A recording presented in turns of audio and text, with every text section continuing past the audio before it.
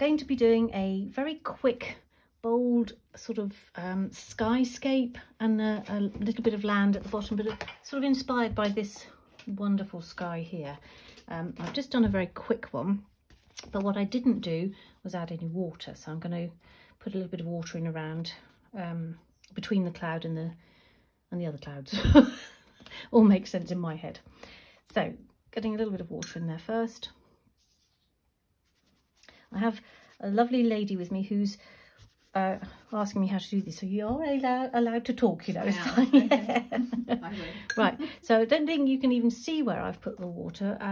Maybe if I tilt it around a bit, you can see where there's some shiny areas, which those are the areas that I want to keep light in the painting. I'm going to put the tiniest touch of raw sienna. In fact, I'm going to use my table to just get an absolute tiny wee suggestion. Can you discern that? It's just very, very pale. But I'd like some warmth under some of the clouds.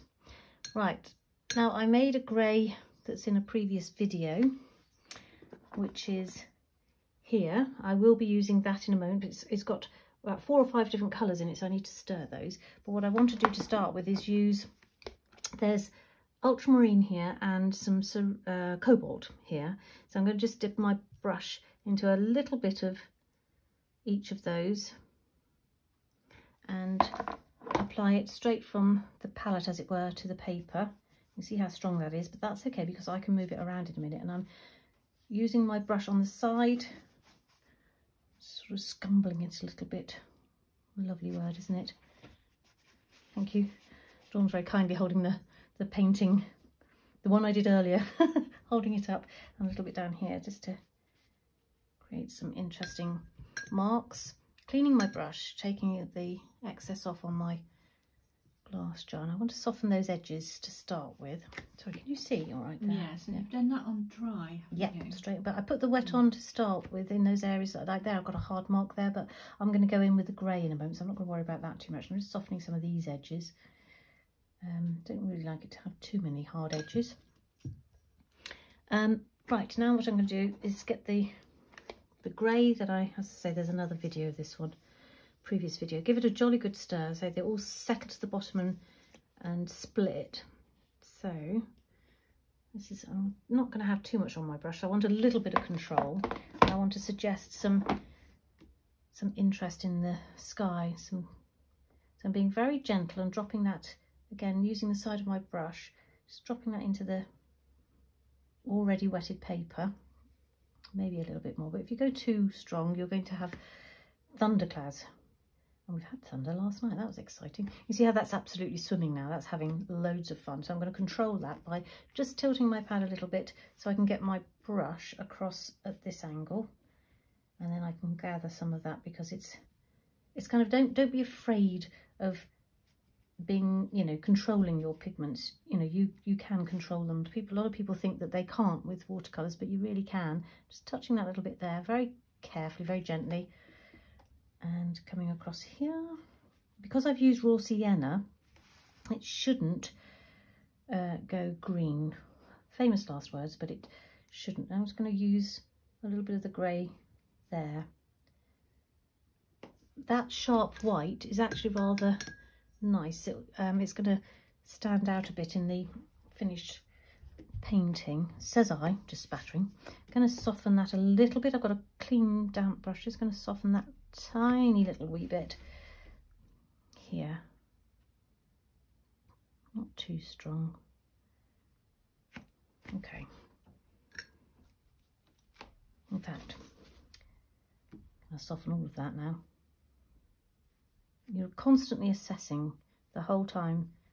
Is that working? Shall I change it? Etc. Okay. Not sure about that little bit. So, okay, whilst it's damp, just very gently go over it. Right, and whilst I've got this grey on the go, give it another stir. As I say, always give it a good stir before you apply, because as the pigments split. I've come quite a long way down, and I want to have just a very dynamic bit of land going on, so get that going in there. Straight into raw sienna, put that through, and maybe maybe just a little bit of ultramarine, just to give that a slight more bluey tinge, and some of the Opera Rose, which is going to go a little bit more into the distance. I've got quite a lot on my brush. I'm going to take that off on the side of my palette. Just go into there a little bit. See how strong that is. So I'm just going to get my brush, clean my brush a little, take off most of the moisture on my towel, which is set to the side, just soften that edge without worrying about it. And I did spatter. I'm a terrible spitting, not literally, but with my brush.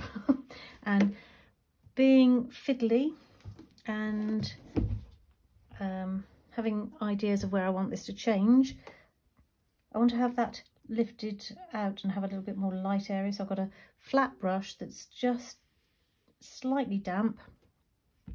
Love that bit there, but I'm going to come out of that a little bit more.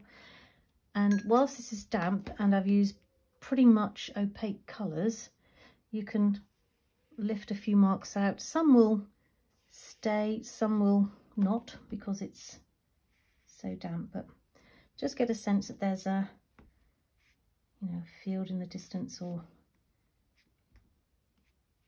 hedgerows or something. In my head I'm on Dartmoor right now. And there's a hair there. There's a hair there, but don't go in. Wait until your painting's dry and then go in and take it out. Otherwise you'll end up lifting. There was a hard mark there I didn't like. This burst here, I could be bothered about, but you know, I'm not. I'm going to allow that to dry and see how it looks when it's all finished. Not a lot more I can do right now. I think I probably would allow that to dry completely and then maybe put a bit more definition in the foreground. If I just show you what I mean, there's, as you can see, I've gone a little bit more detailed in the foreground on this one. Okay, that's that for now. Hope you've enjoyed it, and please feel free to subscribe and share. Oopsie, bye.